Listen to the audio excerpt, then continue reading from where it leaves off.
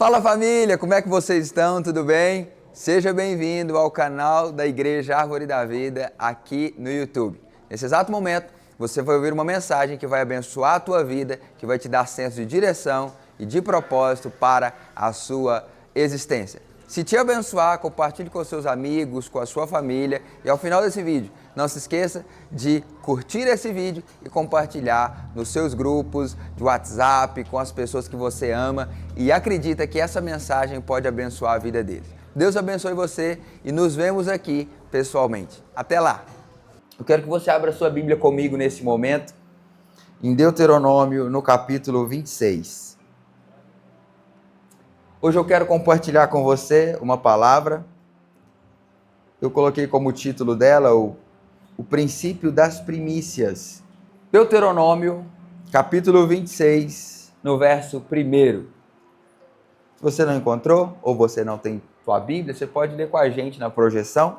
É importante que você tenha, seja impressa, seja aí digital, para você poder marcar os textos, né? E para você meditar depois. Quem encontrou, diga amém. Diz assim a santa palavra. E será que quando entrares na terra que o Senhor teu Deus te der por herança, e a possuíres e nela habitares, então tomarás das primícias de todos os frutos do solo que recolheres da terra, que te dá o Senhor teu Deus, e as porás num cesto. Irás ao lugar que escolher o Senhor teu Deus, para ali fazer habitar o seu nome.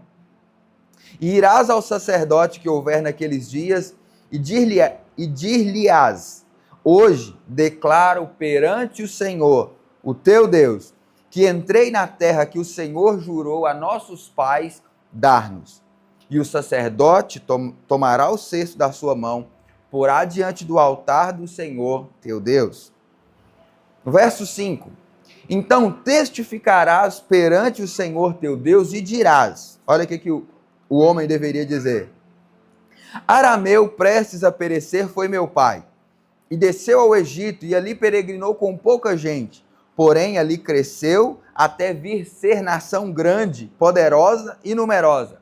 Mas os egípcios nos maltrataram e nos afligiram, e sobre nós impuseram uma dura servidão. Então clamamos ao Senhor, Deus de nossos pais, e o Senhor ouviu a nossa voz, e atentou para a nossa miséria, e para o nosso trabalho, e para a nossa opressão. E o Senhor nos tirou do Egito com mão forte, com braço estendido, e com grande espanto, com sinais e com milagres. E nos trouxe a este lugar, e nos deu essa terra, terra que mana leite e mel. E eis que agora eu trouxe as primícias dos frutos da terra que tu, ó Senhor, me deste. Então as porás perante o Senhor teu Deus, e te inclinarás perante o Senhor, o seu Deus. E te alegrarás por todo o bem que o Senhor teu Deus tem dado a ti e à sua casa, tu e o levita e o estrangeiro que está no meio de ti. Vamos orar? Senhor Jesus, oramos nessa manhã, pedimos para que o Senhor fale conosco através da tua palavra, que à medida que nós expomos o texto santo, que ele se torne pão vivo, que ele se torne água da vida para saciar a nossa sede. Que a tua palavra, na nossa mente, nessa hora, seja a luz que ilumina os nossos caminhos. Que nós possamos saber em que direção devemos ir, porque a tua palavra está apontando para lá. Essa é a nossa oração. Em nome de Jesus. Amém e graças a Deus. Querido, um contexto muito breve. Se você se lembra, Jacó, ele desce para o Egito, já avançado em idade, porque seu filho José havia se tornado governador do Egito. O Egito estava vivendo a plenitude da provisão, enquanto toda a terra ao redor vivia em miséria. José, como instrumento de Deus, convida seu pai Jacó, toda a sua família, os seus irmãos, a saírem da terra em que eles estavam e virem agora para serem cuidados por ele no Egito. Jacó vai com toda a sua parentela, com todos os seus filhos, netos. Jacó organiza o acampamento e vai para o Egito. Ali no Egito, o povo, né, de Jacó, os seus filhos crescem e eles passam agora no Egito se tornar uma nação grandiosa e muito numerosa dentro do Egito. Quando José morre, e depois vem um outro faraó que não sabia da aliança que havia entre José e o povo do Egito, esse faraó percebe o crescimento da descendência do povo de Jacó dentro do Egito. Ele fica com receio de que aquela nação crescesse ainda mais e a partir daquele momento subjugasse a sua nação.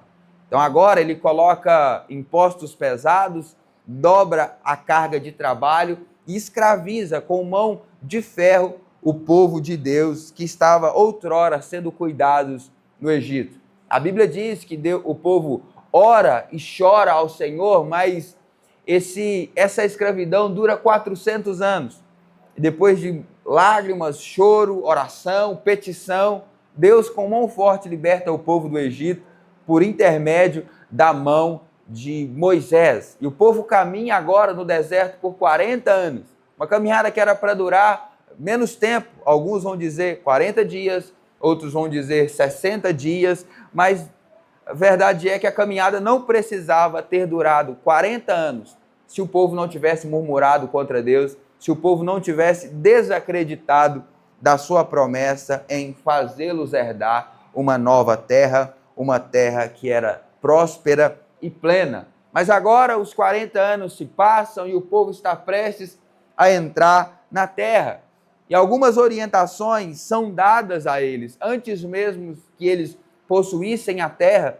O Senhor Deus, por meio de seus servos, instruíram o povo em como eles deveriam agir no momento em que eles se tornassem agora proprietários de parte da terra. Lembrando que o povo que sai do Egito, eles têm a promessa de ser donos da terra toda, só que quando os espias vão lá enxergar e ver se a terra era realmente boa, conforme o relato do Senhor, eles percebem que povos poderosos habitavam a terra. E alguns entendem uma dificuldade de tomar posse devido ao poderio militar e bélico das pessoas que habitavam ali, mas outras pessoas creem que, apesar disso, a promessa de Deus não falharia, eles tomariam posse da plenitude da terra. Mas quando eles vão entrar, eles não tomam posse imediatamente da plenitude da terra. Eles tomam posse de parte. Essa batalha de tomar posse da terra toda, ela dura muito tempo. E ela só vai se tornar realidade quando Davi passa a ser ungido de Deus e ele passa a alcançar territórios, até que o último território, Jerusalém, é alcançado por Davi através de uma dura batalha contra os jebuseus. E Davi toma a cidade alta de Jerusalém e a partir daquele momento a promessa de Deus foi cumprida na sua integralidade, porque Davi agora se tornou o governante sobre tudo e o povo de Israel agora é dono de forma plena da terra que outrora Deus os havia prometido. Deus agora dá algumas instruções para o seu povo. Quando vocês entrarem na terra, vocês deverão tomar esse cuidado, mas um cuidado específico. Deus traz uma orientação para o povo de Israel. Olha, vocês eram escravos no Egito. Aquilo que vocês plantavam não eram seus de fato, era de outra pessoa. Vocês estavam numa terra que não era sua, você plantava uma plantação que não era sua, você comia parte dela, mas isso não era seu. Mas quando você entrar na terra que eu der a vocês, vocês vão entrar e vocês vão passar a plantar, colher, desfrutar e tudo, tanto o solo, o território, quanto a plantação, tudo será de vocês, exceto uma parte delas. E Deus orientar o povo que a primeira parte ou a primícia de toda a colheita que eles tivessem deveria ser entregue ao Senhor. Hoje nós temos uma diversidade de atividades, né? Aqui na igreja tem muitos motoristas, tem muitas pessoas que trabalham na área da construção civil, tem gente que é comerciante aqui na igreja, tem outras pessoas que são prestadores de serviço das mais diversas áreas. Mas naquela época não havia uma diversidade muito grande de atividades comerciais. Então, o que a maioria das nações faziam, eles tinham como atividade principal o cultivo da sua terra. Por isso que Deus vai dizer, olha, quando vocês entrarem na terra e forem cultivá-la, né? Quando vocês, o povo era um povo de atividade quase que exclusivamente agrária, vocês vão separar uma parte dos resultados do seu trabalho e você vai entregar para Deus, você vai entregar para mim, antes que você usufrua do que ficou como restante. Uma coisa interessante é que para um povo que a sua atividade é principalmente agrária, eles sabiam que era muito comum que quando uma nação, quando um povo colhia a primeira parte e desfrutava dessa parte, era muito comum que a parte restante pudesse ser acometida por pragas, pudesse ser acometida por uma chuva muito forte que pudesse colocar a perder tudo aquilo que eles haviam plantado.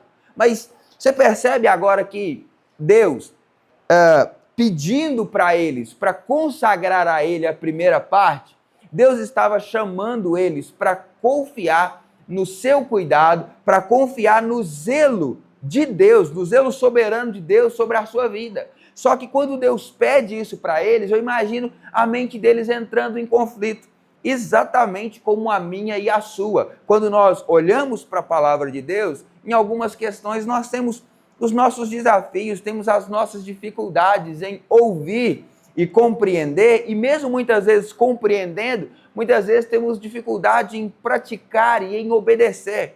Imagina o povo que sabia que era muito comum a primeira parte da colheita, você desfrutar dela, mas era comum que a outra parte se perdesse por pragas ou por algum evento climático. Imagina Deus falando, vocês vão me dar a primeira parte. E eles pensando, tudo bem, mas se eu der a primeira parte, e se a outra parte restante perecer por causa de algum desses problemas? A colheita daquele povo, gente, era a sobrevivência deles. Quando eles olhavam para todo o terreno que eles haviam plantado, eles tinham naquilo a sua segurança de que eles iriam sobreviver. O pai teria a sua segurança de que o teu filho teria o que comer. A mãe teria tranquilidade de que quando o marido fosse para a lavoura, ele voltaria para casa com os seus frutos e a subsistência da casa estaria garantida. E é interessante que quando Moisés entrega essa instrução para o povo nem havia plantado absolutamente nada ainda. Eles estavam ouvindo instruções daquilo que eles deveriam fazer quando o plantio e a colheita deles fossem começar. Mas Deus dá essa orientação para eles, para que eles pudessem entender que antes mesmo de plantar, antes mesmo de colher o que foi plantado, eles já deveriam ter no coração a ciência de que a primeira parte deveria ser oferecido a Deus. Essa primeira parte não era para ser comida pelos pais, não era para ser comida pelos filhos, não era sequer para ser guardada como um fundo reserva e um fundo de segurança. Não era para ser vendido, isso era para ser dedicado para o Senhor. O princípio da primícia é um princípio de confiança. É um princípio onde você entende que, mesmo que você seja uma pessoa altamente capaz no seu trabalho, naquilo que você executa, na sua função, quando Deus nos pede para a gente confiar nele, mesmo que nós tenhamos todas as expertises e as habilidades, tanto que mesmo que a gente seja capaz de observar o cenário e saber se o cenário é promissor ou não, a despeito de tudo isso, Deus espera que nós tenhamos confiança na sua palavra. A Bíblia diz que quando Deus prometeu a Abraão que o abençoaria, que o tornaria uma grande nação, Deus, não tendo por quem jurar, jurou por si mesmo, porque a sua palavra era digna de toda a confiança. E muitas vezes nós queremos ter uma fé que pede para Deus as credenciais de que aquilo de fato vai acontecer na nossa vida. Só que Deus é aquele que zela por sua palavra. Ele cuida para que a sua palavra se cumpra dia e noite nas nossas vidas. É muito comum que, muitas vezes, dentro do ambiente onde nós estamos, salvo em Cristo Jesus, estamos caminhando na fé, estamos crescendo no nosso relacionamento para com o Senhor Jesus, é muito comum que a gente se lembre de quem nós éramos. é muito comum que a gente se lembre que outrora éramos escravos do pecado. Outrora vivíamos inseguros. Outrora éramos preocupados com as nossas finanças. E muitas vezes, ou retínhamos demais o que deveríamos dar, ou muitas vezes a gente abria mão demais de muitas coisas das quais a gente deveria reter. E muita gente agora, na nova vida que temos, trazemos esses resquícios do passado. Deus, quando dá orientação para o povo, Deus estava orientando um povo que outrora era escravo e que agora era peregrino. Eles não eram donos de nada ainda. Mas Deus passa a orientá-los, Deus passa a dá-los a sua palavra, para que quando eles entrassem na terra da promessa, aquelas instruções, aquelas orientações viessem todas na mente daquele povo, para que eles pudessem confiar e fazer conforme eles haviam recebido a orientação. A gente, muitas vezes, mesmo sendo livre em Cristo Jesus, a gente age como se fôssemos escravos. Mesmo tendo Deus como nosso Senhor e Salvador, muitas vezes tomamos decisões na nossa vida, não na perspectiva da confiança em Deus, mas na perspectiva do medo e da escravidão que vivíamos no passado. Talvez você viveu algum ambiente de escassez quando você era jovem, quando você era pequeno, ou mesmo recentemente.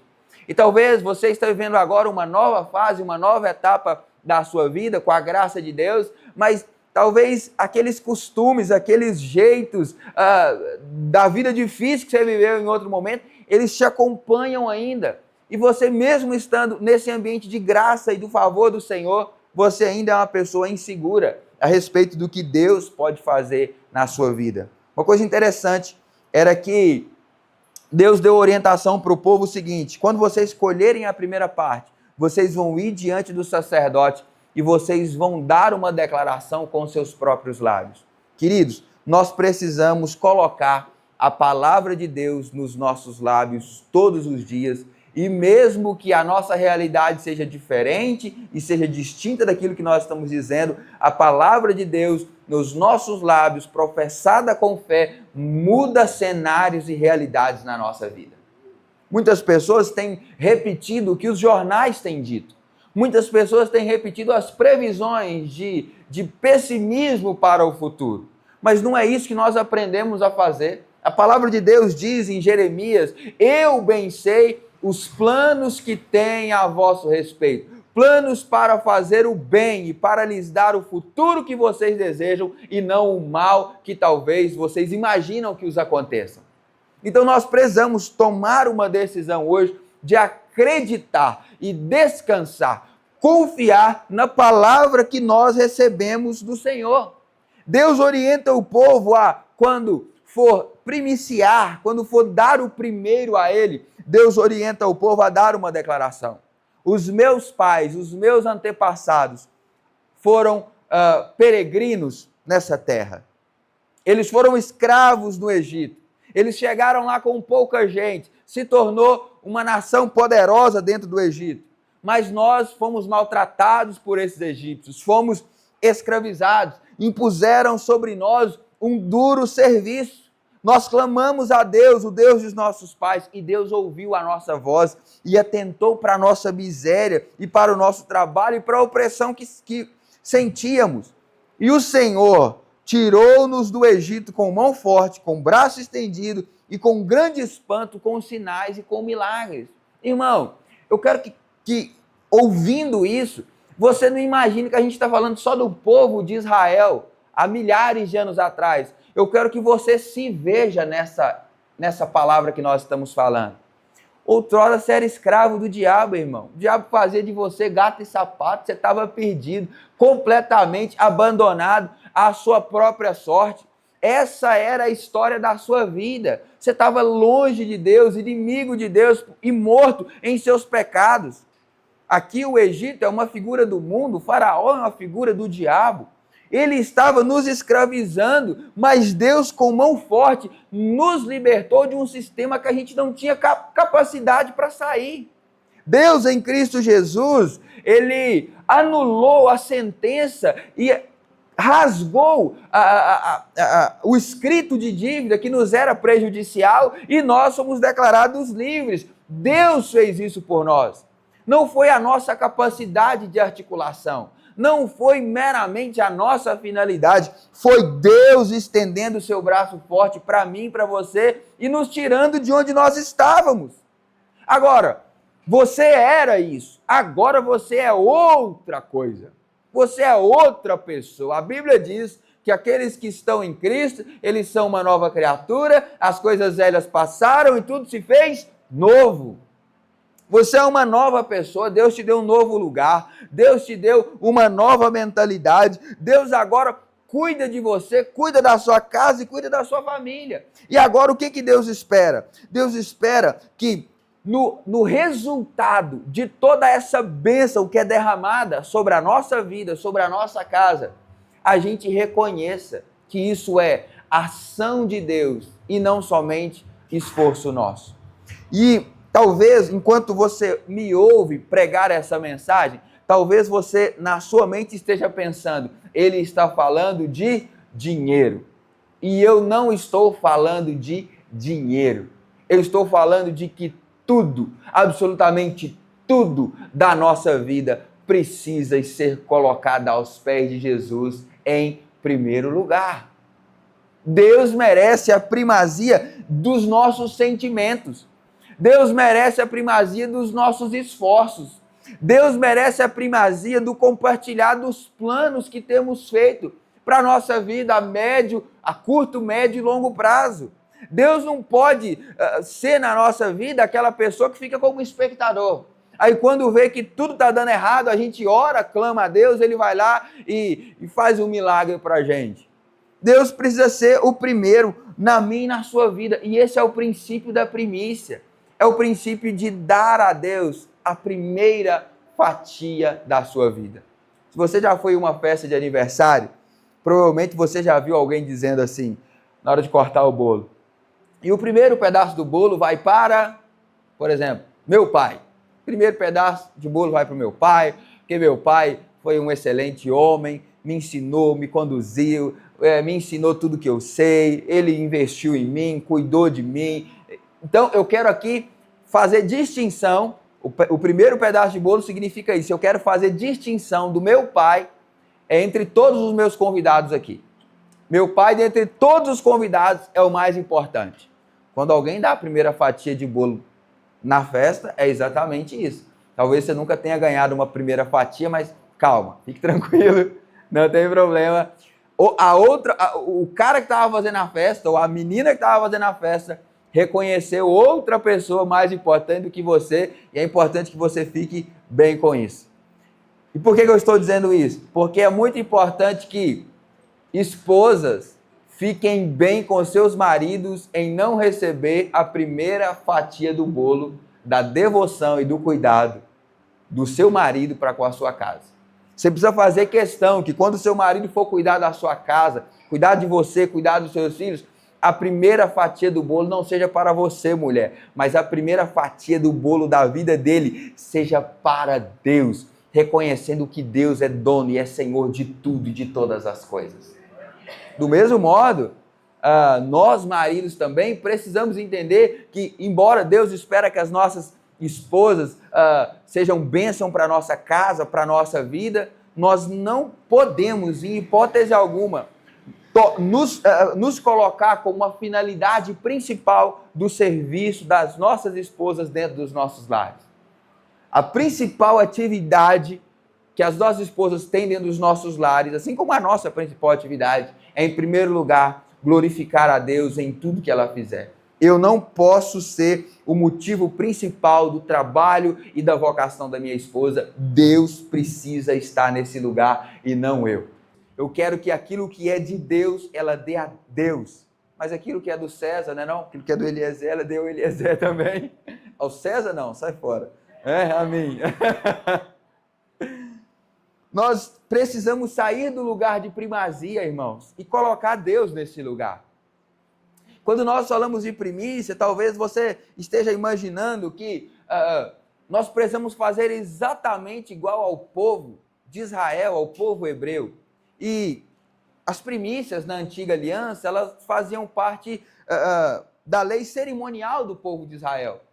Nós não somos o povo de Israel e nós não estamos debaixo da lei cerimonial judaica. Mas o que nós precisamos entender é observar o princípio. Embora a gente não faça exatamente como o povo de Israel fazia, a gente precisa observar o princípio da primícia. E o princípio da primícia é a confiança. É saber que, embora aqui na sua cabeça e com seu conhecimento, o povo de Israel poderia dar o primeiro, a primeira parte, e todas as demais se perderem com a chuva, se perderem com a ação de pragas ou alguma coisa, eles ainda assim fariam, porque eles confiavam no Senhor. Era uma relação de confiança. Quando eles faziam isso, eles estavam dando uma declaração: Deus é o Senhor de toda a terra. Deus é o Senhor da colheita. Deus é o Senhor que faz uma semente se tornar uma árvore grande, produtora de muitos frutos. A Bíblia diz, o salmista diz: do Senhor é a terra e toda a sua plenitude. Deus não é dono só do céu. Deus não é dono da minha e da sua vida de forma figurativa. Não, Ele é dono de fato. Se pudéssemos acessar os documentos da Escritura de quem é dono do mundo, a gente veria lá o nome de Deus. Ele é o Criador e dono de todas as coisas. O agricultor, ou você, não controla a chuva, não controla o clima, não pode controlar situações adversas, nós não controlamos a pandemia, não controlamos o governo, nós não controlamos nenhuma dessas coisas. Mas nós entendemos que cada colheita, cada salário, cada parte da nossa vida que nós desfrutamos, isso é um milagre que vem das mãos do Senhor. E talvez você possa imaginar que a primeira parte seja de Deus e o resto seja nosso. E isso é extremamente equivocado. Porque no fim, tudo é de Deus. Tudo é do Senhor. Não é quando você contribui lá com a porcentagem dos seus ganhos, você não deve pensar que aquilo que você põe na conta da igreja ou aquilo que você coloca no envelope, isso é de Deus e o resto é seu. Não. O que está no envelope, o que ficou na sua conta, tudo isso é de Deus. Quando você tem essa consciência, você age de modo como a ser altamente zeloso e criterioso com os gastos que você faz naquilo que é seu. Então você não faz nada para desonrar a Deus, você não faz nada, não fará nada para se endividar, para gerar problemas financeiros, para desgastar você emocionalmente, psicologicamente, você não faz, porque você entende o quê? Você é mordomo, tudo pertence a Deus. Declarar a Deus a primeira parte significa declarar que tudo pertence a Ele. Toda a colheita pertence ao Senhor, embora a gente ofereça somente uma primeira parte. A Bíblia diz, o apóstolo Paulo escreve aos Romanos, dizendo que se a raiz for santa, toda a árvore é santificada, porque a raiz está santa. Se nós queremos santificar a nossa vida em todas as áreas, nós precisamos nos lembrar que nós precisamos dar ao Senhor parte do nosso tempo, parte de todo o dia e o ambiente em que a gente vive, a gente precisa reservar parte dele para dar ao Senhor, para meditar na palavra de Deus, gastar tempo de oração, gastar tempo de leitura bíblica, porque é a nossa parte. Ninguém fica o dia todo orando, ninguém fica o dia todo lendo a Bíblia, mas você não pode passar desapercebido em viver os seus dias, os seus meses, as semanas, os anos, sem se conectar com Deus. Você não pode imaginar que Deus quer de você só a contribuição mensal e você foi lá, bateu o cartão aqui na igreja domingo e domingo que vem você volta e está tudo certo. Não! Assim, você está se comportando como as pessoas da antiguidade se comportavam quando queriam algo de deuses falsos. Você se lembra que Elias profetizou em um tempo, ele profetizou um tempo, na verdade, de escassez e de crise. Ele falou, segundo a minha palavra, não vai chover na terra. Irmão, não caía nem sereno. Uma crise absurda. Mas sabe por que Elias fez isso? porque o povo de Israel havia se corrompido. Eles estavam cultuando a outros deuses. E sabe que deuses são esses? Baal e Azerá. Eram os deuses da fertilidade. As mulheres queriam ficar grávidas, elas ofereciam sacrifícios a essas deusas. Eles ofereciam culto, ofereciam serviço a esses deuses porque queriam se tornar férteis. E para além disso, eles eram os deuses da colheita. Então olha, o povo de Israel que recebeu essa instrução, anos mais tarde, eles estão servindo a uma entidade, a um Deus feito de barro ou de ouro. Eles estão servindo a esses deuses, dizendo, nos torne prósperos. Eles estão dando parte dessa colheita porque eles queriam se tornar mais prósperos. Eles não queriam mais depender de Deus. Eles não queriam mais estar debaixo do cuidado do Senhor. Eles recorreram a outras estratégias para que eles se tornassem prósperos, ao invés de obedecer a palavra de Deus. Quantas pessoas, irmãos, ao invés de ouvir e atender a ordenança do Senhor, em tornar Deus o primeiro na nossa vida, eles rejeitam essa possibilidade e vão atrás de outros recursos, vão fazer novas tentativas para se tornarem prósperos. Muitas pessoas, elas são chamadas a contribuir na casa do Senhor e elas não fazem isso. Mas elas estão crentes que no fim do ano elas vão jogar na Mega Sena e tudo vai ser resolvido. Elas estão dizendo assim, poxa, eu não contribuo na igreja, mas meu tigrinho aqui está firme e forte, louvado seja Deus. Eu não contribuo na igreja, mas eu vou fazer um consórcio com os meus amigos, porque aí eu quero ser o último, porque mês a mês vai aumentando e lá no final eu vou receber mais do que eu coloquei durante os meses do consórcio. Não tem problema nenhum você fazer isso, não acho que é algo necessariamente errado. Mas Deus está pedindo para você assim, filho, confia em mim, dependa de mim, descanse em mim, pare de tentar cavar cisternas furadas no seu quintal. Venha a mim, eu sou o manancial de águas vivas. Você tem sede? Do que você precisa? Eu tenho tudo que você precisa. Quando Deus nos chama para primiciar a Ele, Ele não está falando essencialmente só de moeda, de ação monetária, não. Deus espera que a gente dependa dele completamente. Irmão, talvez, tá? É importante que você vá no médico para se certificar disso. Talvez a sua ansiedade não seja uma coisa necessariamente clínica. Talvez a sua ansiedade, essa preocupação, é que você decidiu fazer as coisas do seu próprio jeito e você está vendo a barca afundar agora. Aí, às vezes, você vai no médico, ele taca lá em você um monte de ansiolítico, antidepressivo. E muita gente precisa investigar melhor a raiz desse problema, ao invés de meter a cara no remédio. A gente está preocupado, perdendo noite de sono, é porque está faltando um pouquinho de confiança.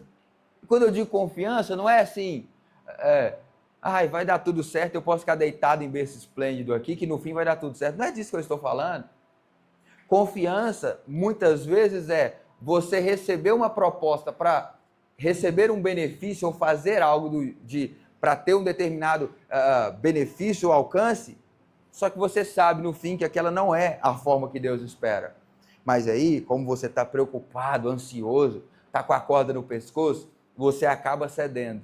E você acaba cedendo e a bomba acaba estourando depois. Você precisa ser como o povo de Israel. Mesmo que você saiba que você não tem controle das circunstâncias, você precisa entender que a tua relação para com Deus é uma relação de confiança. A tua relação para com Deus é uma relação de confiança. Então, nós entregamos a nossa vida ao Senhor porque cremos que Ele está cuidando de tudo. E o crer que Deus está cuidando de tudo não é uma garantia de que nada vai dar errado em algum momento da nossa vida. Não é garantia. Não é garantia que você não vai ficar doente em algum momento. Não é garantia que talvez a gente sofra uma perda, seja de alguém que a gente ama muito, ou seja de um bem, de um patrimônio. Não é essa garantia que a fé nos dá. A garantia que a fé nos dá é que Deus, apesar dos cenários e das circunstâncias, está conosco todos os dias até o fim dos tempos. E se Deus estiver com você, basta? Ou você prefere 1 milhão na conta? Se tiver Deus e 1 milhão na conta, da hora também, não é? Mas talvez você esteja olhando e pensando, se eu tivesse tal dinheiro, tudo seria diferente.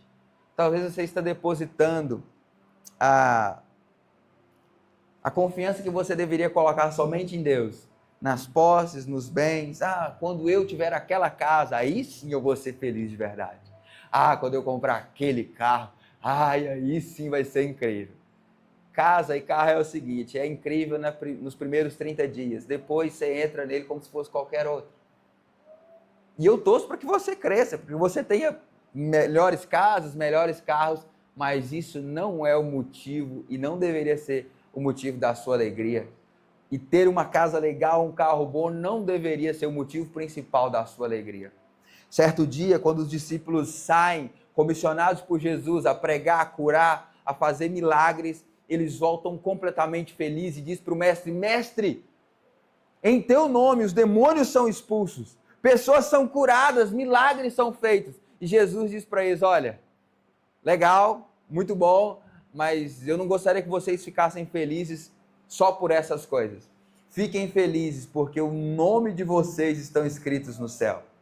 A gente não deve ficar feliz só pela performance religiosa ou social ou financeira que a gente tem aqui agora. A gente precisa viver completamente feliz, porque a gente sabe que a nossa vida está segura e está garantida em Deus. Quantos creem nisso? Amém? Amém. Assim eu encerro essa palavra e eu oro muito para que você exerça confiança em Deus a partir de agora.